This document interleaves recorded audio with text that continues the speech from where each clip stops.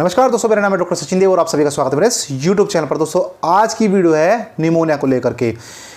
बहुत सारे पेशेंट आते हैं और अपनी ही एक अलग चीज़ लेकर के आते हैं। जो बच्चे होते हैं और उनमें जब बलगम सा छाती बोलता है ना, स्टेथोस्कोप लगाते हैं, आवाज़ आती है, खेड़ खेड़ की आवाज़ आती है, खड़ खड़ की आवाज़ आती है, तो अपने आप ही बताते हैं कि डॉक्टर साहब इसे निमोनिया हो गया है, पसली चल गई, आवाज़ आ रही है छाती में बलगम की, और बहुत ज़्यादा परेशान है, रोता रहता है, सांस नहीं आता है, बहुत दिक्कत आ जाती है बच्चे को। और कोई आता है, क्योंकि देखिए सबसे बड़ी बात क्या होती है ना, किसी डॉक्टर के पास जाते हैं तो उसे डरा देता है। आजकल के डॉक्टर ऐसे ही कर रहे हैं, हालांकि डॉक्टर मैं भी हूँ, पर मैं ऐसा नहीं करता हूँ, किसी को डराता नहीं हूँ, जो बात है वो रियल बताता हूँ। तो वो किसी डॉक्टर के पास जाएंगे तो वहाँ से आते हैं, कहते हैं डॉक्टर साहब हम दूसरे डॉक्टर के पास गए थे, उन्होंने बताया कि इसे डबल निमोनिया हो गया है। अच्छा जी, डबल निमोनिया हो गया, ठीक है। और अपनी जैसे जैसे वो बताते हैं डॉक्टर लोग उनको, वैसे ही वो हमें आके बता देते हैं कि जी ऐसे ऐसे बताइए, दवाई ये है और बहुत खतरनाक है, तो कैसे हुआ, कहाँ ले जाएं, कहीं दूसरी जगह ले जाएं क्या, कहीं बड़े शहर में ले जाएं क्या, कहीं दिल्ली चले जाएं, कहीं देहरादून चले जाएं, कहाँ जाएं। तो मेरे भाई पहली चीज़ तो दिमाग से निकाल दीजिए, निमोनिया जैसा कुछ नहीं है, ठीक है। बहुत कम लोगों में पाया जाता है, बहुत रेयर केस में, बड़ों में भी पाया जा सकता है, छोटे बच्चों में पाया जा सकता है। एज ग्रुप कोई यहाँ पर नहीं है कि भाई इसमें हो सकता है, इसमें नहीं हो सकता है, सभी को हो सकता है। लेकिन पहली चीज़ ये बताऊं, जो निमोनिया बताते हैं ना, जिस कंडीशन में वो निमोनिया नहीं है, वो बलगम जमा हुआ है छाती में। जब वो सांस लेते हैं तो आवाज़ आती है छाती में से। हम स्टेथोस्कोप लगाते हैं, यहाँ पर लगाते हैं और पीठ पर लगाते हैं, उसमें जब आवाज़ सुनते हैं तो हमें आवाज़ में थोड़ा चेंज होता है। वो जो नॉर्मल सांस लेने की होती है और बलगम वाली, वो एक तजुर्बा होता चला जाता है, एक एक्सपीरियंस होता चला जाता है डॉक्टर को जब वो प्रैक्टिस में रहता है। तो मेरे भाई हम जब चेक करते हैं तो देखते हैं कि नॉर्मल यार ये तो कफ है, और ये बता रहे कि निमोनिया है। मैंने कहा कितने दिन से? जी 3 दिन से हो गया। बहुत से तो कहते हैं दूसरा दिन है, आज कल से ही था और आज निमोनिया।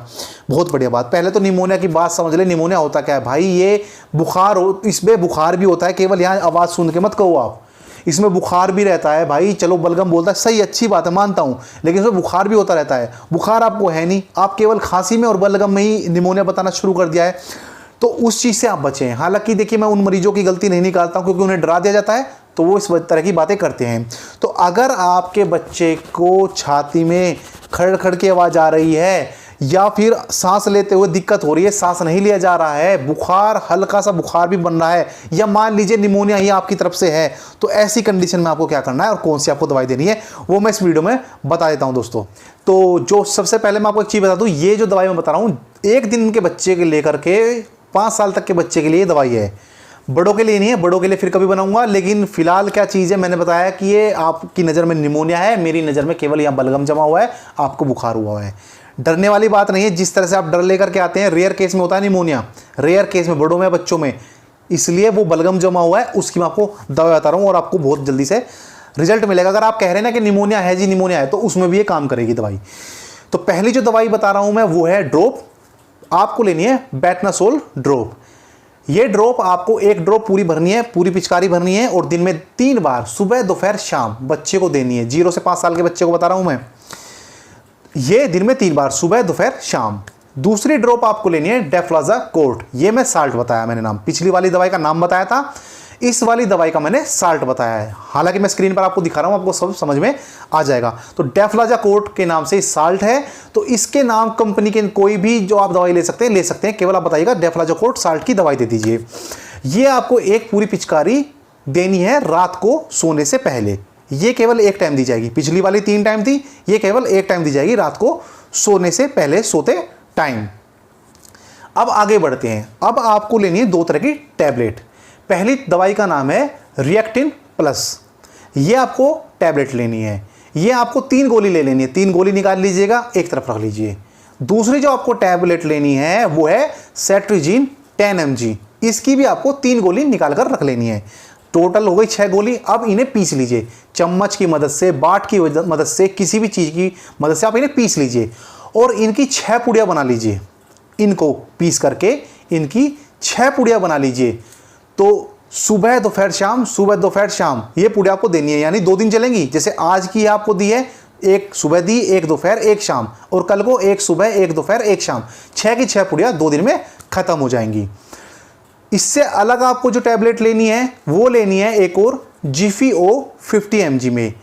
ये 1 गोली सुबह में, 1 गोली शाम में, ये दोपहर में नहीं लेनी है। ध्यान रखना, जो दवाई बताइए सुबह दोपहर शाम, या सुबह शाम, या केवल रात में, उन्हें ध्यान से समझिएगा। वीडियो दोबारा देख लीजिएगा अगर समझ में नहीं आता है। बैटनेसोल जो ड्रॉप थी दिन में 3 बार, सुबह दोपहर शाम। डेफलाजाकोट थी केवल रात में 1 ड्रॉप। रिएक्टिन प्लस और सेट्रोजिन 10 mg की जो मैंने पुड़िया बनवाई थी पीस कर, वो सुबह दोपहर शाम दी थी।